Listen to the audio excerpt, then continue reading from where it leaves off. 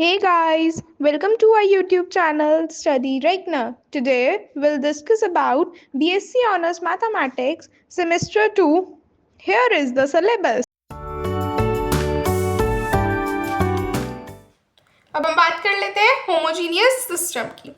So system of linear equation having the matrix of the form Ax is equals to 0 where 0 represents a 0 column matrix and it is called the homogeneous system. Homogeneous system क्या है? Basically एक ऐसी equation होनी चाहिए जो इस चीज को सेटिस्फाई कर दे. Ax is equals to 0. Basically क्या है कि आपका जो राइट हैंड साइड है वो 0 होना चाहिए, तो वो आपकी एक नॉन होमोजीनियस इक्वेशन बन जाएगी. ठीक है, जैसे आप देखो मैंने एग्जाम्पल ले रखे हैं 2x + 3y is equals to 0. तो ये क्या है मेरे पास? Homogeneous system. ऐसे ही 4x + 6y is equals to 0. ये क्या है? होमोजीनियस. ठीक है, रिमार्क्स देख लेते हैं कि if x1 x2 up to xn are all 0, मतलब ये वाले सारे 0 हो जाए तो हम उसको बोलेंगे trivial solution. Otherwise any solution of the homogeneous system is called non trivial. अगर 0 नहीं है, कोई और नंबर है, तो हम क्या कहेंगे? Non trivial. ठीक है, अगेन यहाँ पे मैंने मेंशन कर रखा है कंसिस्टेंट और इनकंसिस्टेंट के लिए. If a system of linear equation possesses at least one solution or many solution, then it is your consistent, and if any system has no solution, then it is inconsistent. ठीक है, वही basic सी बात है, मैंने पहले भी बताई थी आपको और अब फिर वही बात है. अब हम बात कर रहे हैं रैंक ऑफ अ मैट्रिक्स की. So let A be the matrix, then the rank of A is the number of non-zero rows. That means the rows with the non-zero pivot entries in unique reduced or row echelon form, that is the row equivalent to A. ठीक है, तो rank of a matrix कैसे निकल सकती है? कोई भी आपके पास एक मैट्रिक्स है, आपने उसको क्या करना है? रिड्यूस्ड रो एशलन फॉर्म में लेके जाना है. फिर आप उसको जो है, आपके पास जितनी भी नंबर ऑफ नॉन जीरो रोज आएंगी वो आपकी रैंक बन जाएगी. ठीक है, अभी हमने होमोजीनियस सिस्टम डिस्कस किया. So let Ax equals to 0 be the homogeneous system in n variables. अब अगर आपको एक मैट्रिक्स है जो ऐसा आपके पास एक सिस्टम गिवन है जो होमोजीनियस है, आपने उस सिस्टम की जो है रैंक निकाली. अब उस रैंक के जो है ना, आप ये डिफाइन कर सकते हो कि जो सिस्टम है उसके पास कैसा सोल्यूशन है, ट्रिवियल सोल्यूशन है या नॉन ट्रिवियल.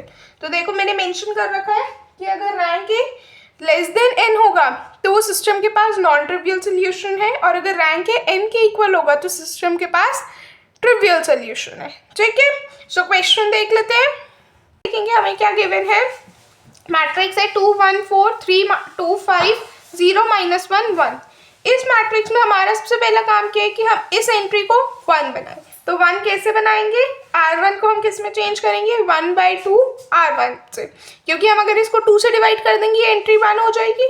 तो पूरी इक्वेशन को आपने जब 2 से डिवाइड किया पूरी रो को, तो आपके पास आ गया 1 ½ और 2. ठीक, और बाकी की दो रोज जो है अनचेंज रहेंगी, तो वो एज इट इज आ गई. ठीक, अब हमने क्या किया? ये तो 1 बन गया. अब ये वाली एंट्री और नीचे वाली तो है ही 0. अब हमें ये सेकेंड रो का सेकेंड कॉलम 0 बनाना है. सॉरी, सेकेंड रो का फर्स्ट कॉलम 0 बनाना है. तो हम क्या करेंगे इसमें? देखो, अगर हम ऐसा कर दें कि R2 - 3 टाइम्स R1 कर दें तो 0 हो जाएगा. हमने यही ऑपरेशन लगाया, R2 - 3 टाइम्स R1. तो ये कितना आ गया? 0 0 1. ठीक है, और यहाँ से अब आपकी रो 3 में कोई चेंज नहीं है, रो 1 में कोई चेंज नहीं है, तो वो एज इट इज रही. सिर्फ रो 2 पे ऑपरेशन लगा तो रो 2 पे ही आपने कैलकुलेशन की. ठीक, अब हमारे पास क्या हो गया? 1 0 0. अब हमारा काम क्या है? सेकेंड रो का सेकेंड कॉलम 1 होना चाहिए. यहाँ पे अगर आप देखो तो हमारे पास दो मेथड्स हैं. देखो यहाँ पे बच्चा होगा तो वो दो मेथड्स यूज कर सकता है. या तो वो थर्ड रो को सेकेंड रो के साथ इंटरचेंज कर दे, फिर उस पर ऑपरेशन लगा के इसको माइनस को हटा दे. या जो दूसरा मेथड मैंने फॉलो किया है, मैंने क्या किया, यहाँ पे सिंपली R2 को जो है 2 से मल्टीप्लाई कर दिया ताकि ये वाला मेरे पास 1 बन जाए वैल्यू. तो मैंने किया, मेरे पास क्या आ गया? 0 1 -2. और सेकेंड और थर्ड और फर्स्ट रो सेम रही. ठीक, अब मेरे पास ये 1 0 0 हो गया, ये भी एंट्री 1 बन. अब मुझे थर्ड रो का सेकेंड कॉलम 0 बनाना है. तो मेरे पास क्या आ जाएगा? R3 पे क्या ऑपरेशन लगेगा? R3 + R2. मैंने ये ऑपरेशन लगाया ताकि मेरा ये वाला एलिमेंट जो एंट्री जो है 0 हो जाए। तो मैंने ऑपरेशन लगाया, मेरे पास एंट्री क्या आ गई 0। ठीक, सो ये मेरे पास अब देखो आप 1 0 0 हो गया 1 0। अब इसको 1 बनाना है तो मैंने क्या किया -1 से सिंपली मल्टीप्लाई कर दिया। इस रो को आप सिंपली -1 से मल्टीप्लाई करोगे कितना आ जाएगा 0 0 1। ठीक, सेकेंड और फर्स्ट रो सेम रहेगी। अब हमें क्या काम कर रहा है, हम रिड्यूस्ड रो एशेलन की बात कर रहे हैं। हम क्या निकाल रहे हैं रैंक, और रैंक में क्या काम आता है रिड्यूस्ड रो एशेलन फॉर्म। तो अब हम क्या करेंगे, यहाँ पे इस 1 के ऊपर वाली एंट्री को 0 बनाएंगे, फिर इन दोनों एंट्रीज को 0 बनाएंगे। तो सबसे पहले इसको 0 बनाओ, कैसे बनाओगे देखो R1 माइनस हाफ R2 कर दोगे तो ये वाली एंट्री 0 हो गई। अब आपके पास ये 0 होगी, ये नॉन 0 है कोई बात नहीं, क्योंकि अभी हमारा काम इसको 0 बनाना नहीं था, इसको 0 बनाना था। ठीक, ये 0 बन गई। अब आप देखो नेक्स्ट काम क्या कि अब आप इन दोनों को 0 बनाओ। इन दोनों को 0 बनाने के लिए आपको दोनों रोज पे ऑपरेशन लगाना पड़ेगा। हमने दोनों रो पे ऑपरेशन लगाया, क्या आ गया, हमने ऑपरेशन लगाया कि R1 माइनस 3 टाइम्स R3 और R2 पे ऑपरेशन लगाया R2 प्लस 2 टाइम्स R3। तो जब ऑपरेशन लगा ये 0 0 हो गई। अब आपकी पूरी जो रिड्यूस्ड रो एशेलन फॉर्म है पूरी आ गई। अब हमें रैंक क्या कहती है, रैंक अगर आप डेफिनेशन पे आओ तो डेफिनेशन कहती है कि एक मैट्रिक्स में जो है नंबर ऑफ नॉन जीरो रोज जो होंगी ना वो होगी rank of a matrix A. तो जितनी भी नंबर ऑफ नॉन जीरो रोज हैं कितनी है 1 2 3, तो ये क्या हो जाएगी हमारे पास रैंक इसकी 3। ठीक है, समझ में आया। ऐसे ही इसी सेम डेफिनेशन से जो है हम ये सेकंड क्वेश्चन देख लेते हैं। सेकंड क्वेश्चन में कह रहे हैं find the rank of the matrix 1 2 -2 -11 2 4 -1 -10 3 6 -4 -25। अब आप देखो इस मैट्रिक्स में सबसे पहला हमें जिसको पिवट एंट्री बनानी होती है वो 1 तो हमें गिवन ही है, तो ये वाला काम तो हमारा खत्म कि 1 बनाने का तो अब हमें जरूरत ही नहीं बनी हुई। हमारा क्या काम है, अब हमें सेकेंड और थर्ड रो के फर्स्ट कॉलम को 0 बनाना। देखो हम ऑपरेशन लगाएंगे, यहाँ पे मैंने ऑपरेशन लगाया R2 पे और R3 पे। R2 पे ऑपरेशन लगाया R2 माइनस 2R1 और R3 पे लगाया R3 माइनस 3R1। इसमें ऑपरेट किया तो अब आप देखो ये भी 0 ये भी 0 और साथ साथ क्या हुआ ये दोनों भी 0 हो गई एंट्रीज। तो अब आप इस 0 को 1 नहीं बनाओगे, अब आपका काम है कि अब आप सेकेंड रो में थर्ड कॉलम को 1 बनाओगे, यानी कि इस 3 को 1 बनाओगे। कैसे बनाओगे, 3 से डिवाइड करके। तो मैंने R2 पे ऑपरेशन लगाया 1/3 R2, तो अब मेरे पास ये 1 0 0 हो गया। ये वाले कॉलम को अब आप नहीं छेड़ोगे, अब आपके पास ये 1 आ गया, इसके नीचे वाली एंट्री 0 होगी। तो इसके नीचे वाली एंट्री को हमने 0 कर दिया ऑपरेशन लगा के। अब आपका काम क्या है कि इसके, अब आप देखो यहाँ पे आपने जब ऑपरेशन लगाया R3 में ही आपको इस एलिमेंट को 0 बनाना था ना, तो जब आपने ऑपरेशन लगाया ये पूरा ही रो ही 0 हो गई, तो हमारा काम खत्म। अब हमें यहाँ पे कहीं 1 बनाने की जरूरत नहीं है। मैंने आपको केस समझाया था, तो इस वो वाला जो केस था वो यही केस था जहाँ पे मैंने आपको बताया था जब आपकी रो पूरी 0 हो जाएगी तो हमारा काम खत्म। अब हमारा काम क्या है, सिर्फ इस 1 के ऊपर वाली एंट्री को 0 बनाना।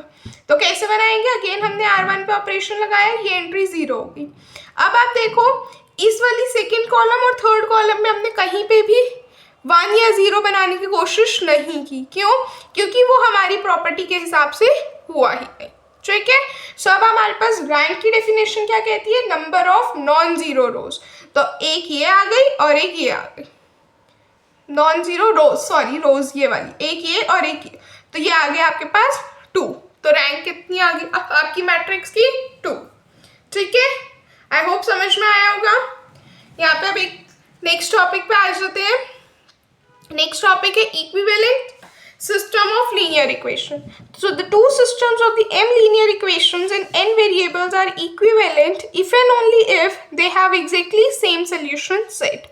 हमने solution set डिस्कस किया था, क्या होता है, अगर दोनों इक्वेशंस के पास सेम सोल्यूशन सेट आ जाए, यानी कि जो भी उनकी वैल्यूज है वेरिएबल्स की अगर वो सेम आ जाए तो वो हमारी इक्विवेलेंट हो जाएंगी सिस्टम ऑफ इक्वेशंस। देखो एक सिस्टम ये है मेरे पास और एक सिस्टम ये है, ये अलग है ये अलग है, दोनों को इक्विवेलेंट दिखाना है। इसमें आप सबसे पहले एलिमिनेशन लगा के, सब्स्टिट्यूशन लगा के x और y की वैल्यूज निकाल लो। आपने निकाली, इसकी वैल्यू 2 आ गई, इसकी वैल्यू -3। अब इस वाली सिस्टम पे लगाओ, इसमें अगेन एलिमिनेशन या सब्स्टिट्यूशन लगा के किसी भी एक तरीके से यहाँ से x और y की वैल्यू निकाल लो। तो मैंने एलिमिनेशन लगाया है दोनों तरफ, तो मेरे पास x और y की वैल्यू आ गई 2 और -3। ठीक, अब आप देखो जो x की वैल्यू यहाँ पे आई है क्या वही सेम यहाँ आई है? तो बिल्कुल x की वैल्यू यहाँ भी 2 आई थी, यहाँ पे भी 2 आई। अब y की वैल्यू यहाँ पे -3 आई, यहाँ पे भी -3 आई। तो यानी कि ये दोनों इक्वेशन सेम है, तो thus they are equivalent as their solution set is same। ठीक है, तो देखेंगे यहाँ पे मैंने ना एक रैंक का क्वेश्चन इंक्लूड किया है, जिसमें मैंने कहा है रैंक ऑफ द मैट्रिक्स निकालनी है फॉर द होमोजीनियस मैट्रिक्स। ये आपके पास एक homogeneous system of equation given है, इससे अब जो है ना हम रैंक बताएंगे। ठीक है, तो हम सबसे पहले एग्यूमेंटेड मैट्रिक्स बनाएंगे। तो आपके एग्यूमेंटेड मैट्रिक्स क्या आ गई, ये वाली, जितने भी x1 x2 और x3 के कोफिशिएंट्स थे वो लिखे लाइन, और यहाँ पे b के वैल्यूज, यानी कि b हम कौन सा लेते हैं, जो कॉन्स्टेंट्स है, राइट। अब हमने क्या किया, अब हमारा काम किया इसको 1 बनाना। ठीक, तो हमने 1 बनाने के लिए क्या ऑपरेशन लगाया, -½ कर दिया R1 में। तो आपने जब किया होगा तो ये 1 बन गया, बाकी जो और एंट्रीज थी वो क्या आ गई, -½ -4 और 0, और R2 और R3 में नो चेंज।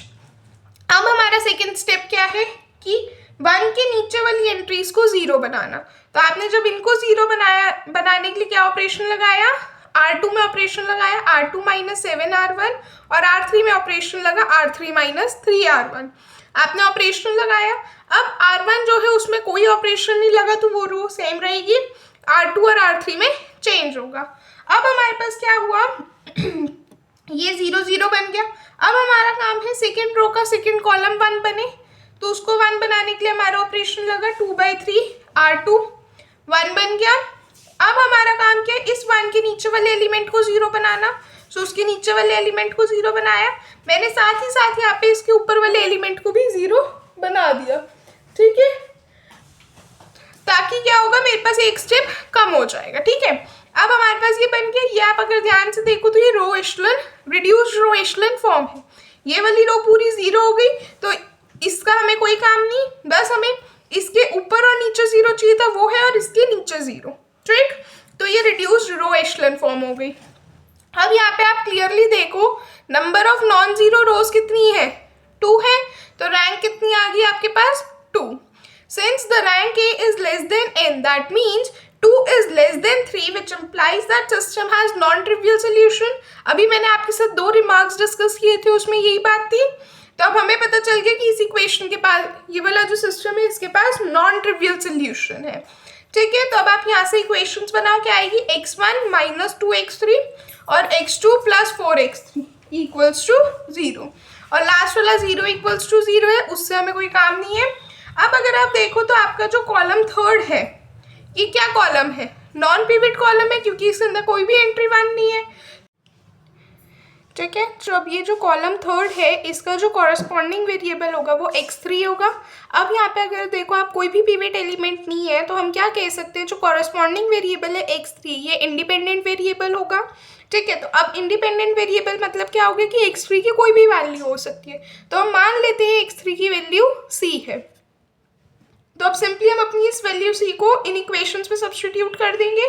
तो अगर हम यहाँ पे c रखते हैं तो कितना आ जाएगा, x2 की वैल्यू मेरे पास -4 आ जाएगी, और अगर आप इस इक्वेशन 1 में रखोगे तो कितनी आ जाएगी, x1 की वैल्यू 2c। अब आप देखो तो क्या आ गया आपके पास सोल्यूशन सेट, 2c -4 और c for every c in real numbers. ठीक है, यहाँ पे अगर आप चाहो c को कॉमन भी ले सकते हो, तो भी बात ठीक है। सो आई होप ये आपको समझ में आया होगा क्वेश्चन। आई होप आपको आज का लेक्चर पसंद आया होगा। कोई डाउट्स है तो आप कमेंट सेक्शन में पूछ सकते हैं।